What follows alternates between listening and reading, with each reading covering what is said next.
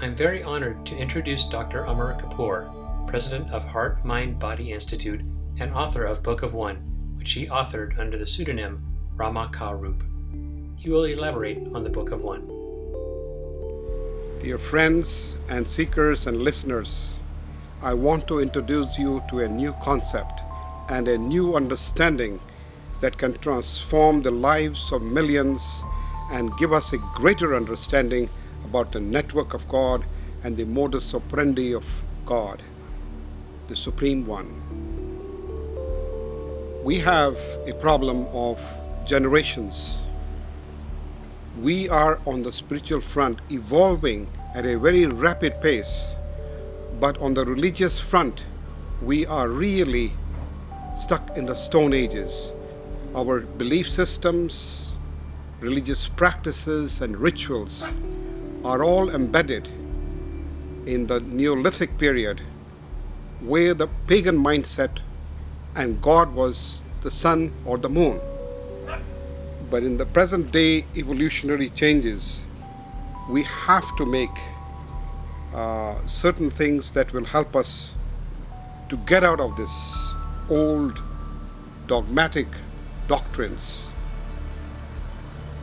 We live in a social cocoon which is conditioned by multiple layers of conditioning of religious practices, rituals, and God programming. So from childhood, we are programmed about the concept and the religious practices. We also inherit social and political programs and processes that become part of us. And on top of it, the Brahmins and Panditry and the clergy have introduced the signs of fear and sin. These are the ingredients that have really boxed us in. So we are not free thinkers. You have a brilliant mind. You have a brilliant brain with discursive intellect that can make you a free thinker. But if you think you are a free thinker now, think again, because you are enveloped and boxed in the cocoon of social conditioning. So my request is, break loose from this cocoon of social conditioning. Break all the layers and be a free man.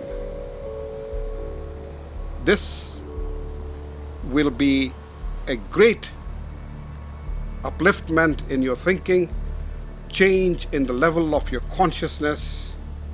This will indeed help us to bring in a new evolutionary platform where we can discuss on a rational basis about spirituality, the science of soul, and our purpose in life.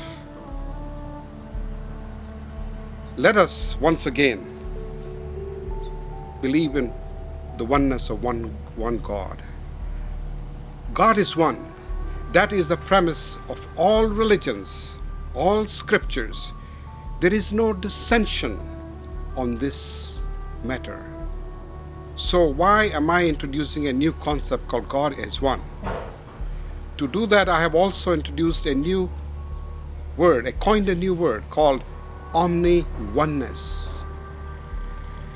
It is just like omnipresent, omnipotent, and omniscience. But omni-oneness simply means God is one. God cannot be divided. God cannot be compartmentalized. God is for one and all. It is absolute oneness.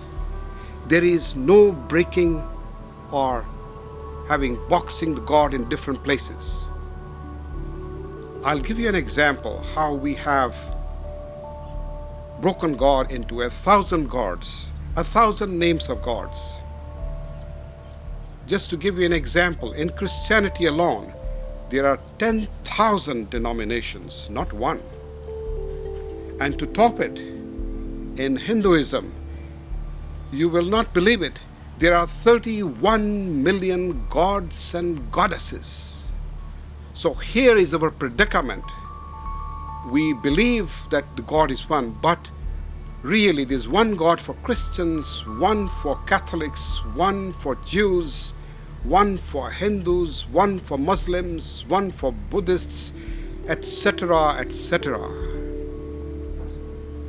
So the new concept, which is really not new, it is a new understanding that we should implant in our mindset, that God is one. This will change and transform the world. We have seen in the name of God there are crusades and cauldron on hatred amongst ethnic groups. Even in this present enlightened civilization, we have wars going on in the Muslim world between Muslims, Hindus, Christians, Sunnis and Shiites, fighting brothers. For what? In the name of God. Because their God is better than the one of others. If you're a Christian and following Jesus, you will go to heaven. The others will not. And if you're a good Muslim and following Sunnis, you are promised to heaven. The rest of us are kafirs and will go to hell. How come? The God is one, and yet there are so many pigeonholes and departments of God. I think it is time to reevaluate our spiritual and religious portfolio. We do evaluate our financial portfolio from time to time. The financial portfolio, if there are some stocks that are not doing well, or some shares of some market or assets are not doing well, we change it and delete them and get the new ones. Similarly, we can reevaluate our spiritual portfolio and religious portfolio and the practices contained in the belief systems. This will help us to delete things that are not relevant to our lifestyle these days, things that do not help us in our daily living. We can also change our thinking to include planetary consciousness. Our planet is in distress. We are not paying attention to the planet. The planet belongs to all. It is a part of the cosmos.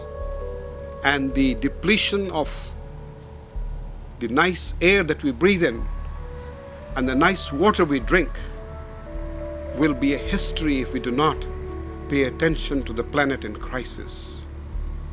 But most of all, if we can change our concept of God, have a vision of God, vision of one God, one for all, one in everything we hear, one we seek, the eternal God. It is in that oneness that we can change our level of consciousness. We can start the healing of the planet and save the humanity. You know, if there is one God, one humanity, one word, we can live in harmony and eternal happiness. Omni-oneness, one for all, one in all, one we seek, peace for all.